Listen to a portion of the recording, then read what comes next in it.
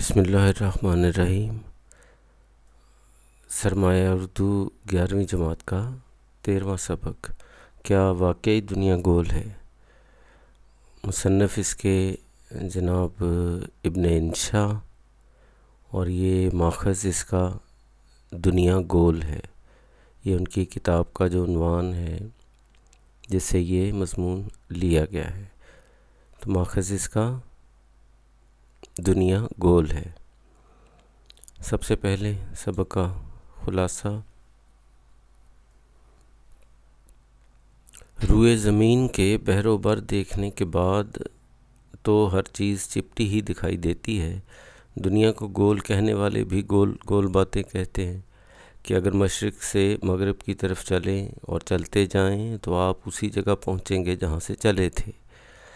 اس سے اول تو انسان کا گول ہونا ثابت ہوتا ہے، دوسرا اس مقصد کے لیے پہلے چھپکلی ہونا ضروری ہے، ورنہ تیل کا پیالہ الٹ کر دیکھیں گے کہ مشرق ہاتھ میں رہا نہ ہی مغرب۔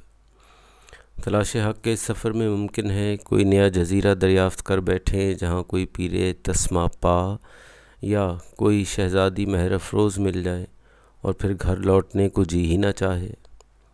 مصنف دنیا کے گول ہونے کا ثبوت لینے کے لیے ابن بطوطہ بنے تو صبح کراچی، دوپہر ڈھاکہ، رات بینکاک اور مضمون لکھنے تک سنگاپور پہنچ چکے تھے۔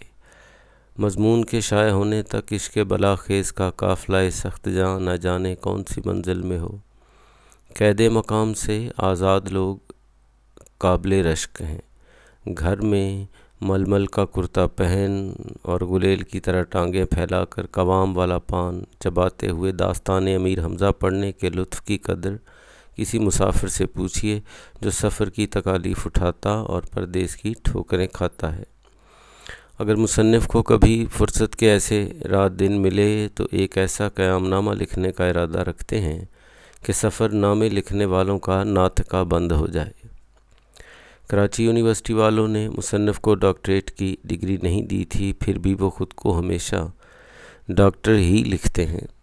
دراصل وہ جن لوگوں کی رفاقت میں سفر کر رہے تھے وہ سب ڈاکٹر ہی تھے، سوائے موصوف اور محترمہ وجیہہ ہاشمی کے۔ لوگوں سے تعارف میں مشکل پیش آنے لگی، لہٰذا ان دونوں نے بھی ایک کنووکیشن میں ایک دوسرے کو اعزازی ڈاکٹر کی ڈگریاں تھما دیں۔ اب ڈاکٹر وجیہہ ہاشمی تو میڈیکل کی اصطلاحات سے بقدر ضرورت واقف تھیں۔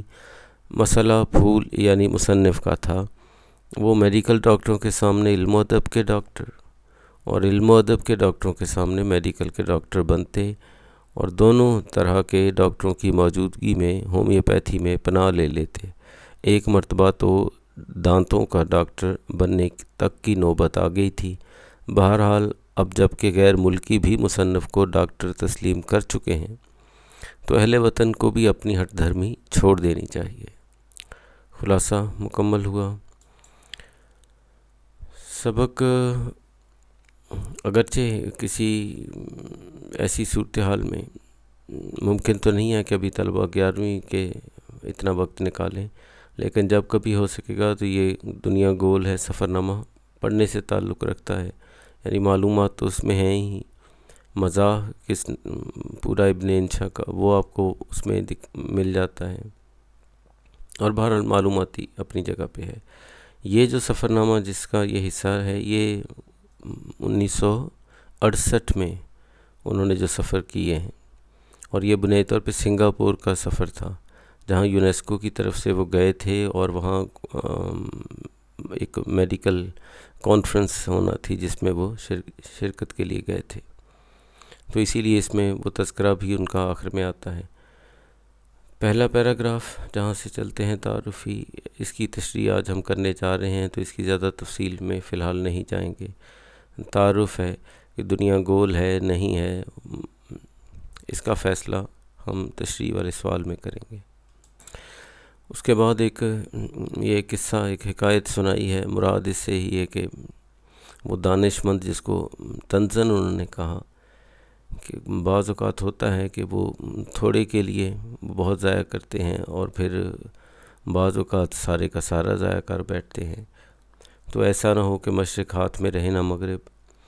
پھر یہ سارا جو الف لیلہ داستان ہے اس کے چند کرداروں کے حوالے سے وہ ایک پیرے میں وہ ساری باتیں، جس کا مفہوم وہ یہ مراد لیتے ہیں کہ دنیا کہنے کو جو کہنے والے ہیں وہ تو گول کہتے ہیں، لیکن گولائی میں سب سے بڑا خطرہ یہ ہے کہ کوئی نیچے نہ گر پڑے، چونکہ یہ بہت سیدھا سا اصول ہے۔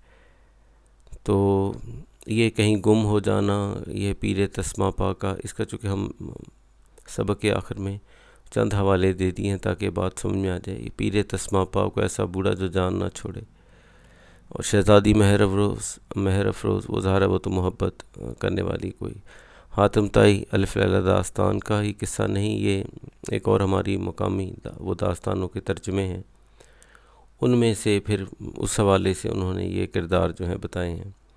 بہرحال وہ کہانی ہم دیکھیں گے کہاں کس موقع پہ مختصراً وہ بیان ہو سکتی ہے۔ 7 سفر ہیں جو حاتم طائی نے کیے، منیر شامی اس کا دوست ہے، اس کی ایک محبوبہ ہے جس کی فرمائش 7 سوالوں کے جواب لانا ہے، اور ہر سوال کا جواب وہ ہر ایک سفر میں اس کو ملتا ہے، تو 7 سفر 7 سوالوں کے جواب مل جاتے ہیں۔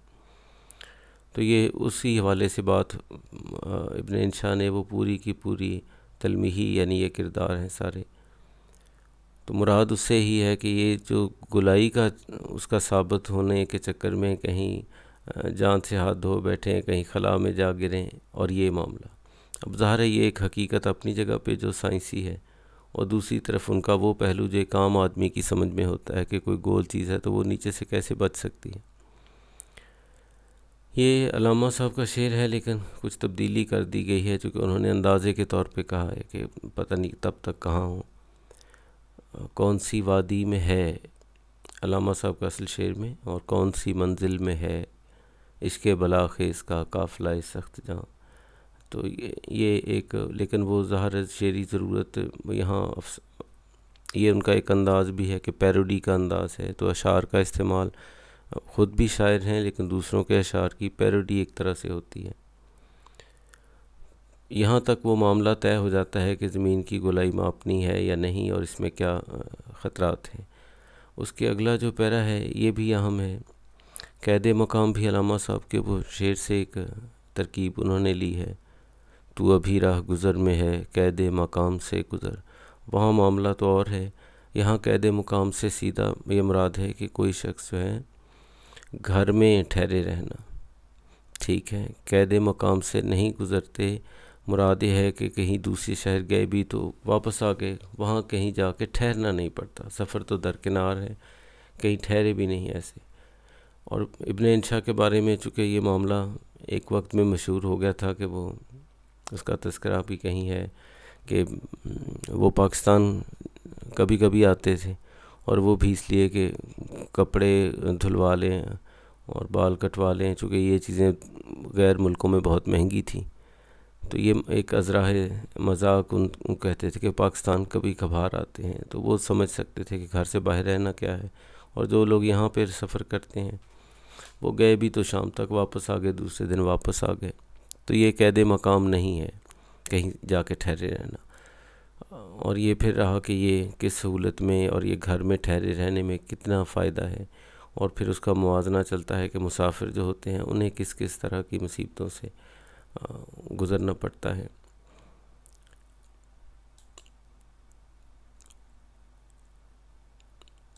اس کے بعد جو ہمارا ہے آخری پیرا ہے، یہ تو وہ جو سارے کا سارا معاملہ ڈاکٹر فضل الباری صاحب، یہ وزیر صحت تھے اور مغربی پاکستان سے تھے، ٹھیک ہے، اور اس دوران کی کوئی دلچسپ بات بھی وہ اس میں آگے وہ تعارف میں کہیں ہم اس کو شامل کر رہے ہیں۔ بہرحال چیزیں بہت ساری ہیں۔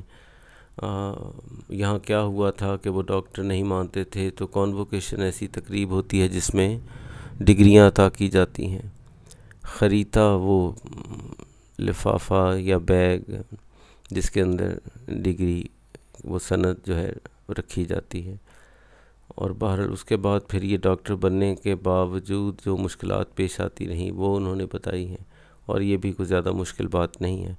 ایک علم و ادب کے ڈاکٹر ہیں پی ایچ ڈی، ایک وہ MBBS والے جو ہمارے ہوتے ہیں وہ میڈیکل ڈاکٹر ہو گئے، پھر ہومیوپیتھک ڈاکٹر بھی ہیں، اور پھر جو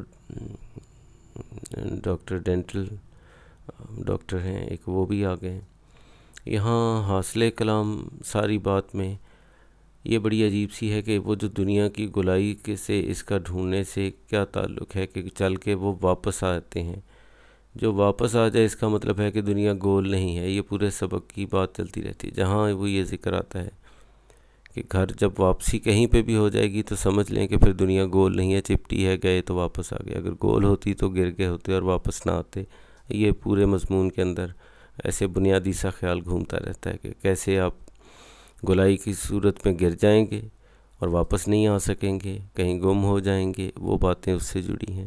اور دوسرا حصہ جہاں بھی آتا ہے کہ اگر چپٹی ہے جیسے کہ مصنف کو دکھائی دیتی رہی تو اس کا فائدہ یہ ہے کہ چلے بھی جاتے ہیں, واپس بھی آ جاتے ہیں. اچھا, یہاں ایک معاملہ اور ہوا کہ یہ جو ہمارا یہ چل رہا تھا کلی وغیرہ قسم کی چیز کم ہی ملتی ہے اور یہ آخر پہ جملہ خود بنانا پڑا. یہاں پہ اصل میں جو اصل ان کا سفر نامہ ہے اس میں کچھ پیراگراف اور ہیں. پڑھنے کے بعد اب سمجھ بھی جائیں گے کہ شاید وہ کیوں انہوں نے نکالا ہے اور کیوں یہ اس طرح کا بالعموم خود ہی اٹھانے پڑتے ہیں. یہ ایک اختراع کی کہ اس میں اضافہ کر کے تو جو بات کو ختم کیا گیا ہے. اصل میں جو عبارت تھی وہ بس ہم ایک دفعہ وہ بھی دیکھ لیتے ہیں. خطرات ہوتے ہیں, چور اچکے ہیں اور کلی وغیرہ قسم کے باہر کے ملکوں میں کم ہی ملتی ہے. انسان کو اپنے سوٹ کے سبکچیوں کے علاوہ اپنے اسلام کی سلامتی کی بھی فکر ہوتی ہے, اوروں کی ہم نہیں کہتے. ہمارا اسلام کچھ ایسا واقع ہوا ہے کہ ذمہ داروں کی حمایت, زرداروں کی کاسا لیسی, گھی میں موبل آئل, ہلدی میں اینٹیں ملانے, جھوٹ بولنے, ٹھیک ہے, اس سے ہمیں کوئی گزند نہیں پہنچتا. یعنی یہ جو چیزیں ہمارے ہاں ہیں, ہمارا مزاج ایسا ہے, ہمارا وہ اپنے اسلام کی بات کر رہے ہیں کہ وہ ایسا کہ ان سے تو ہم کوئی نقصان نہیں ہوتا. ہاں, مشین کا کٹا ہوا گوشت ان کے لیے, اس کے لیے سخت مضر ہے. یعنی جو زیادہ تھی یہ ہم قبول نہیں کرتے, اور وہ جو پرانی چیزیں اور وہ غلطیاں اپنی ہیں ان کو جائز سمجھ لیتے ہیں. تو یہ تضاد ہے ہمارا. خود ہمارے شہر میں ہزاروں لوگ ایسے ہوں گے کہ شام کو شراب پینے بیٹھتے ہیں تو اس کے ساتھ فقط ذبیحہ کھاتے ہیں. رشوت کا پیشہ بھی بغیر بسم اللہ کی اپنی جیب میں نہیں رکھتے, اور جوئے کا داؤں بھی دعائے قنوت پڑے بغیر نہیں لگاتے. بے شک ایمان کے عزیز, ایمان ان کے عزیز نہیں ہوتا. اپنی سی احتیاط تو کرنی ہی چاہیے. بہرحال اقتباس پڑھنے کے بعد سمجھ میں آ گیا ہوگا کہ وہ طلباء کے لیے موضوع نہیں سمجھا گیا. ویسے تو ان کے اور بہت ساری چیزیں تھیں دی جا سکتی تھیں, یہ پورے کا پورا بھی چھوڑا جا سکتا تھا. بہرحال ہم آگے بڑھتے ہیں, اور آج کا پیراگراف جو اس کا بالکل سبق کا ابتدائی پیراگراف تھا اسی پہ بس تھوڑی سی بات کرتے ہیں. اور یہ جو پس منظر میں آپ کتاب کا سرورق جو ہے وہ آپ دیکھ رہے ہیں, دنیا گول ہے کا, جس میں یہ دنیا تھی اور وہاں سے یہ مصنف جو ہیں اپنے بیگ اینڈ بیگیج سمیت خلا میں لڑک گئے ہیں. ظاہر ہے زمین گول ہے تو پھر ایسا ہوگا. یہاں کشش ثقل جو گریوٹی ہے وہ فی الحال انہوں نے شامل نہیں کی اس سبق میں, ورنہ شاید اس سے کوئی افاقہ ہو جاتا.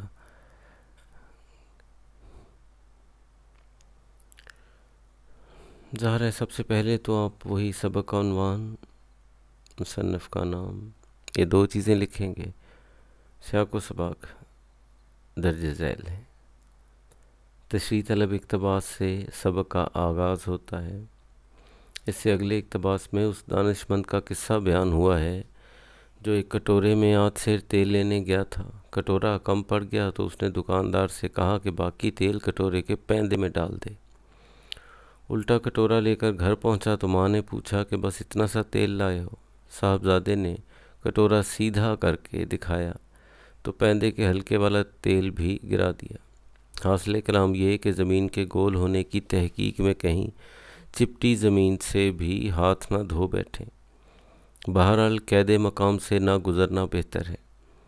غیر ملکی لوگ مصنف کو ڈاکٹر کہہ کر بلاتے ہیں, مگر اہل زبان کا ڈاکٹر انشا کہتے ہوئے منہ سوکھتا ہے.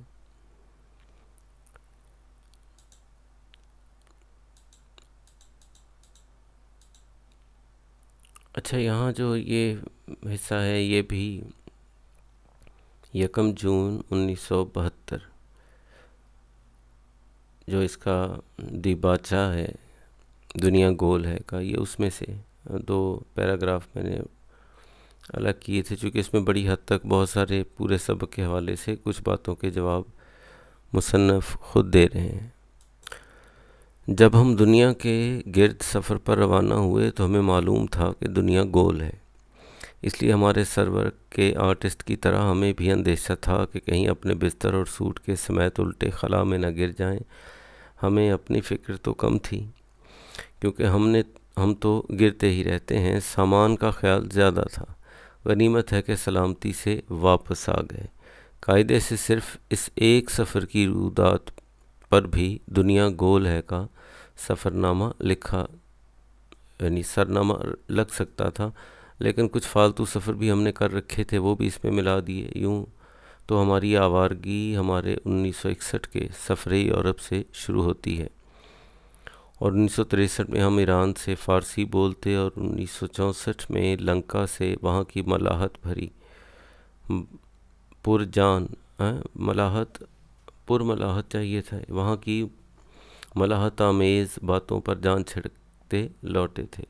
لیکن 1966، 67 اور 68 ہمارے لیے سیاحت کے بھرپور سال تھے۔ پورب اور پچھم، مشرق اور مغرب ہماری وحشت کا صحرا تھے، جیسے مجنوں کی وحشت اسے صحراؤں میں لپٹتی۔ انہی سالوں میں ہمارے دوستوں نے بھی مشہور کیا تھا کہ پاکستان تو ہم کبھی کبھی آتے ہیں، وہ بھی صرف حجامت کرانے اور کپڑے دھلوانے کے لیے، کیونکہ دوسرے ملکوں میں ان کاموں کی اجرت زیادہ ہے۔ تو اب اس کو آپ کہاں جتنی بات سمجھ میں آ گئی، جتنا اچھی لگ گئی، اب وہ جواب کا کہیں حصہ ہو سکتی ہے، ورنہ محض معلومات ہی صحیح۔ تو یہ اس دیباچے کا 2 ہم نے پیراگراف وہ بھی دیکھ لیے۔ اس سے آگے ہم اب باقاعدہ اپنے تشریح والے سوال کی طرف جاتے ہیں۔ تشریح طلب اقتباس میں انشا جی اٹھے، دھرتی کا گز بنے اور بحر ظلمات میں گھوڑے بھی دوڑا آئے، لیکن کہیں بھی دنیا گول نظر نہیں آئی۔ شاید اسی لیے وہ سلامتی سے لوٹ آئے۔ ہم کسی سمت میں نکلے ہوں وہیں جا نکلیں، ہم کسی سمت میں نکلے ہوں وہیں جا نکلیں، ہم سے بھولی ہے رہے کوچائے جانا کوئی۔ آج کل تو زمین کا قطر کلومیٹر میں بیان کرنے کا رواج ہے۔ ہو سکتا ہے 1968 میں کپڑا ماپنے کا گز مروج رہا ہو۔ اس صورت میں تو یہ ریاضیاتی بحر ظلمات میں گھوڑے ڈالنے جیسا تھا۔ بحر ظلمات تو بحر اوقیانوس کو کہتے ہیں، جس کے ساحل عمودی ڈھلوانوں والے اور گہرے ترین ہیں۔ یہ تلمیح ایک مسلمان مجاہد عقبہ بن نافع کی طرف اشارہ کرتی ہے، جو براعظم افریقہ کے شمال مغربی ساحل پر پہنچا تھا۔ اس کا قول مشہور ہے کہ اگر سمندر حائل نہ ہوتا تو میں اللہ کی راہ میں آگے ہی آگے بڑھتا جاتا۔ علامہ اقبال کی نظم شکوہ کا مکمل شعر یوں ہے: دشت و دشت ہیں دریا بھی نہ چھوڑے ہم نے، بحر ظلمات میں دوڑا دیے گھوڑے ہم نے۔ تو یہ وہاں سے دونوں شعروں سے بات آگے، یہ جو ابتدائی اس کے جملے تھے۔ مصنف عام طور پر تعلیم یافتہ ہوتے ہیں، انہیں بخوبی علم تھا کہ دنیا گول ہے، جیسا کہ ماہرین علم فلکیات اور علماء جغرافیہ بیان کرتے ہیں۔ علماء یہود و نصارہ کی بات اور ہے، جو دنیا کو گول اور چپٹی مانتے آئے تھے، بالکل ایک سکے کی طرح۔ مصنف اور ان کے ہم جنسوں کی دنیا 6 جہات کی حامل ہے۔ اس میں آگے پیچھے دائیں بائیں کے علاوہ اوپر نیچے کا بھی تصور ہے۔ نیوٹن کی وجہ سے ہر شے سیب کی طرح نیچے گرتی ہے۔ اگر دنیا واقعی گول ہے تو بالکل نیچے جا کر بندہ خلا میں گر جائے گا، اور پھر نیوٹن ہی کی وجہ سے ہمیشہ گرتا ہی رہے گا تا وقت کہ کوئی بیرونی قوت کار فرما ہو۔ گول چیز کی خاصیت یہ ہوتی ہے کہ آگے ہی آگے لڑک اور لڑکائی جا سکتی ہے۔ اس اعتبار سے مصنف واقعی گول ہیں کہ چین سے چلے تو فرانس پہنچے، ڈنمارک میں ٹھوکر لگی تو سری لنکا میں ٹھیکی لگائی، بلکہ رکتے رکتے بھی جکارتہ رک سکے۔ دنیا کو گول ماننے والے مصنف کی گولائی کے بارے میں تو کچھ نہیں کہتے، البتہ یہ دعویٰ کرتے ہیں کہ دنیا کی گولائی مسلمہ ہے۔ سائنس کی بنیاد تجربات پر ہے۔ دنیا کی گولائی جاننے کا تجربہ یوں ہے کہ آپ جہاں کھڑے ہیں وہاں سے مشرق کی طرف بالکل سیدھا چلتے جائیں، چلتے چلتے مغرب آئے گا، اس سے بھی آگے سیدھا چلتے جائیں، بالآخر آپ وہیں پہنچیں گے جہاں سے چلے تھے۔ تھان کے ایک معنی اس کھونٹی کے بھی ہیں جس کے ساتھ کسی جانور کو باندھتے ہیں۔ بہرحال آپ بھی اپنی کھونٹی تک پہنچ جائیں گے۔ اس سفر نامے میں مصنف نے ایک نظم شامل کی تھی، یہ بھی اسی سفر نامے کا حصہ، بہت خوبصورت تھی، تو میں نے سوچا کہ چلیں جو اس میں سے کوئی یاد رکھ سکے، اور ایسی ہے کہ یاد ہو سکتی ہے۔ بات وہی تھی کہ سفر پہ نکلے اور واپس آئے، لوٹ کے نہ آؤ گے، موجائے صبا ہو تم، سب کو بھول جاؤ گے، سخت بے وفا ہو تم۔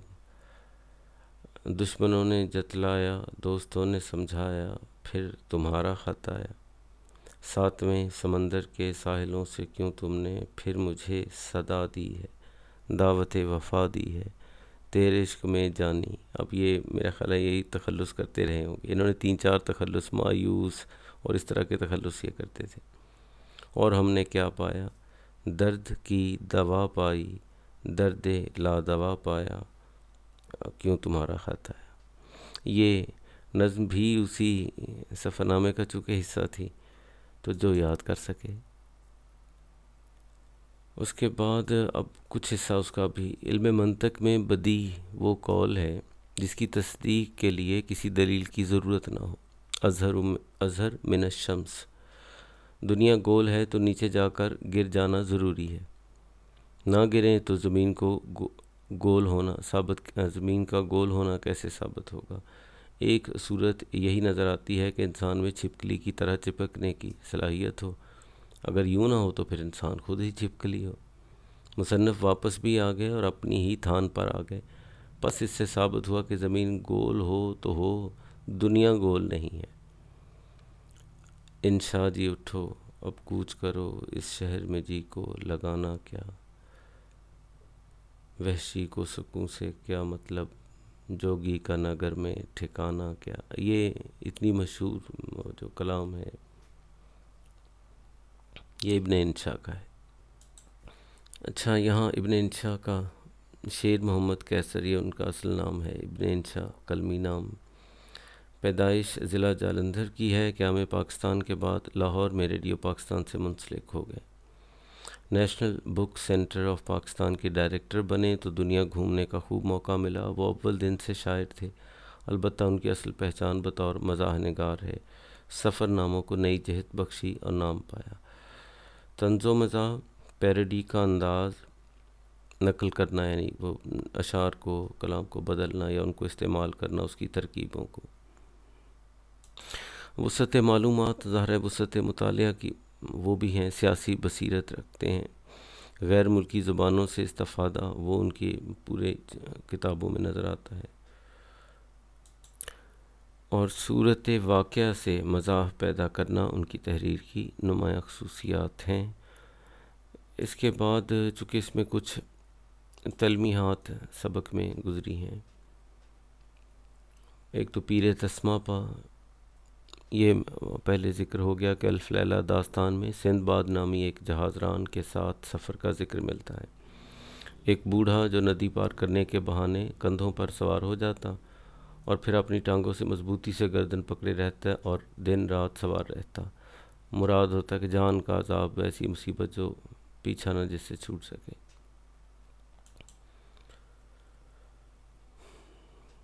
انڈے کے برابر موتی کا ایک تذکرہ ہے، ایک جادوئی پرندہ، انکا سی مرغ، فیونکس،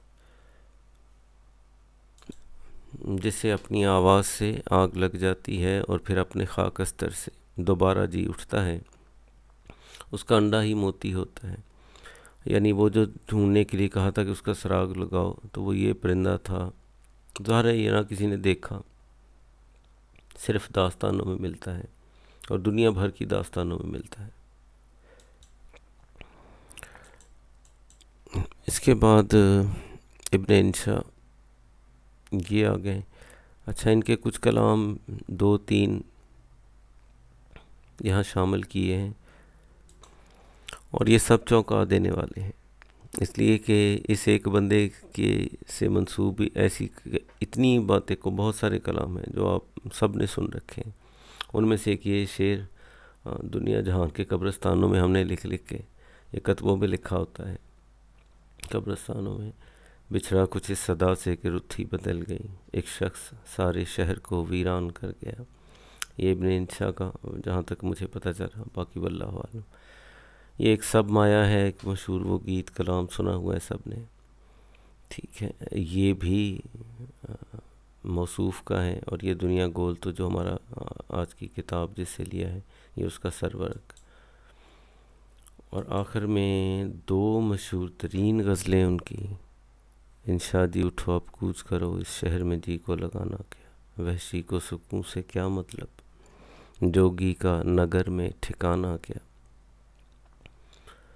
اس دل کے دریدہ دامن کو دیکھو تو سہی، سوچو تو سہی، جس جھولی میں 100 چھید ہوئے اس جھولی کا پھیلانا کیا۔ بہرحال یہ جو پڑھنا چاہے آگے تک موجود رہے گی۔ اور ایک کلام جو پہلا ان کی وجہ شہرت تھا، کل 14ویں کی رات تھی، شب بھر رہا چرچا تیرا، کچھ نے کہا یہ چاند ہے، کچھ نے کہا چہرہ تیرا، ہم بھی وہیں موجود تھے، ہم سے بھی سب پوچھا کیے، ہم ہنس دیے ہم چپ رہے، منظور تھا پردہ تیرا۔ تو چلیں یہ بھی باقی آپ کے ذوق طبع پہ چھوڑ دینا بہتر ہے، جو پڑھے اس کو۔ تو یہ سبق آج ہمارا یہاں ختم ہوتا ہے، اور امید ہے آپ امتحانوں تک بہت سیانے ہو چکے ہوں گے۔ تو آج کے لیے کافی ہے، والسلام، السلام علیکم ورحمۃ اللہ وبرکاتہ۔